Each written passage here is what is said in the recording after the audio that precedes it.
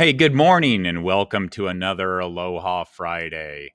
It's interesting when we look at education today, modern education, how things have changed. I was in school a long time ago. I've been a teacher now for this is my 22nd year. And I'm honest when I say if you haven't been in a modern classroom in the last, let's say, 4 years, 3 years, there's many things that'll look completely different from what you experienced before that. There's a lot of reasons for that. The increased use of technology, COVID, building safety and security, social learning, emotional learning, decrease of staff. A lot of those things have kind of converged right now to make education, a lot more difficult than it used to be and a lot more challenging. And, that's both with our students and the methods that we use. And so, one of the things I want to talk a little bit about is what I call my formative feedback loop. And some of this might sound a little counterintuitive or like, why do you do it that way? I kind of want to share some of my rationales for that. Remember when I talked about how every assignment is turned in through Canvas, and the important thing to remember about that is I want there to be a feedback, meaning a kid turns something in, I provide feedback in the form of a grade, they get that back, and then I want them to look at that and learn from that and turn that back in. And so what that means is that, I will accept late work, um, basically up until I need to submit that. And any work that is turned in can be returned in as many times as that kid needs, and that's what I want. That's what learning looks like. But sometimes it's hard to know if they turned it in. So the first thing you want to look for is when you go to the grades tab in Canvas, you can see here it makes it real easy to see if an assignment is missing. So that, is the first thing you want to check. And this assignment was missing, so they'll want to get that turned in. If it has been turned in, you can see that this particular assignment was turned in late.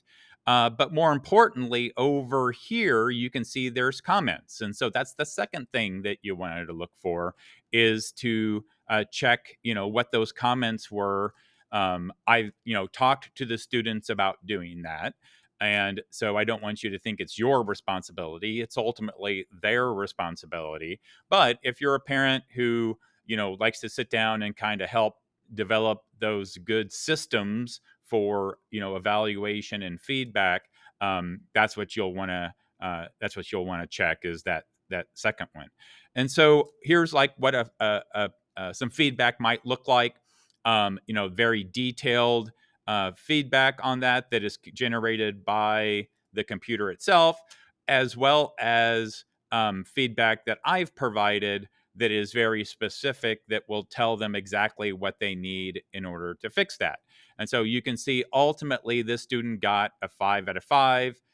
It took them a little while to get there. In fact, you can see my first feedback was submitted on, this was last year, so August 25th. And then they turned it back in by August 28th. And so it takes a little bit of time, and that's okay. Some students need more time, some students need less time, some students are involved in after school sports. And so, those types of things. Some are involved in, other extracurriculars like Gamers Club Guild or different things like that. And so, I understand, it takes all types of things. And so there are no academic consequences for turning things in late, because that's behavior. Now, there could be behavioral consequences. And so, like next week, we're going to start the homework interventions for students who are finding it difficult getting things completed. We're going to provide them supports, like during lunch or additional time during the school day that they can get things in. If that doesn't work, we're going to provide them additional time after school. I like to call it school after school for those kids who need a larger portion of school in order to get things done. So it's not necessarily something that is meant to be a punishment. It's really meant to be more support for those who are clearly unable to be self-directed and need more of that, from us. And then every day, every morning, I report from Canvas into Skyward. Now, remember, I call that reported grades.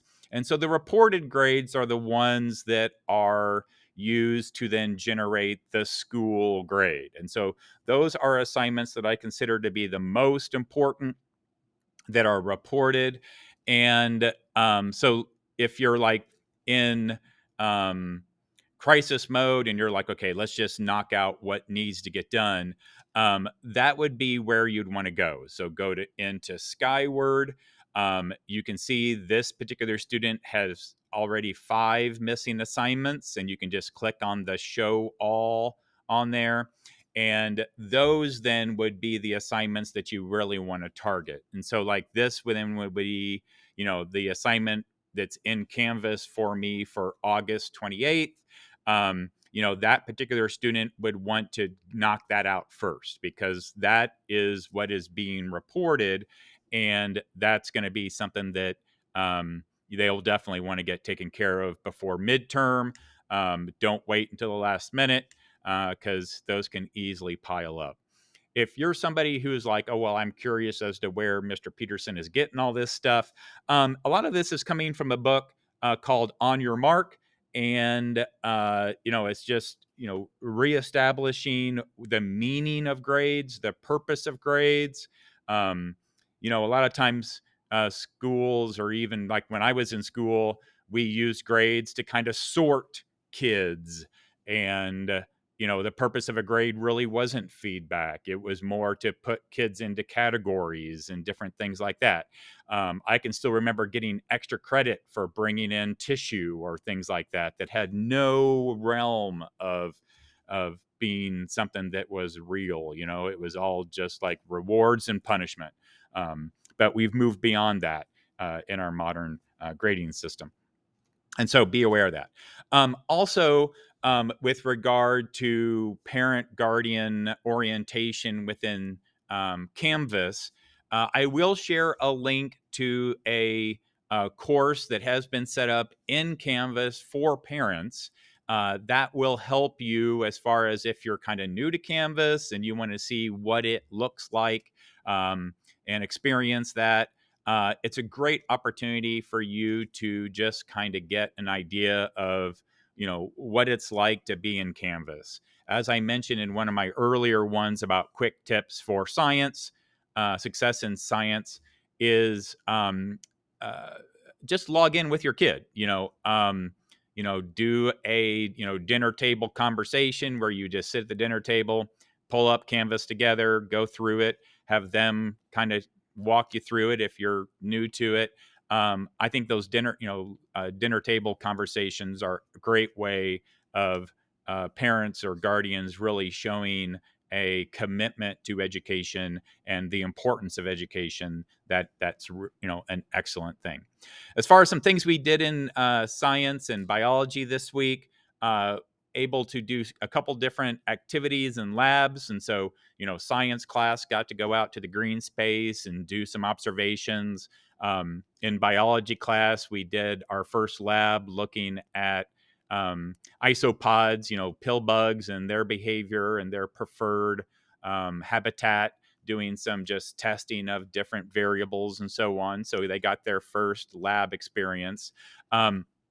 I'll put a link to a Google folder, a Google album, Google Photos album that I'll continue to update throughout the year with photos from things that we're doing in class. As far as next week, we have NWEA testing on Tuesday, Thursday, and Friday.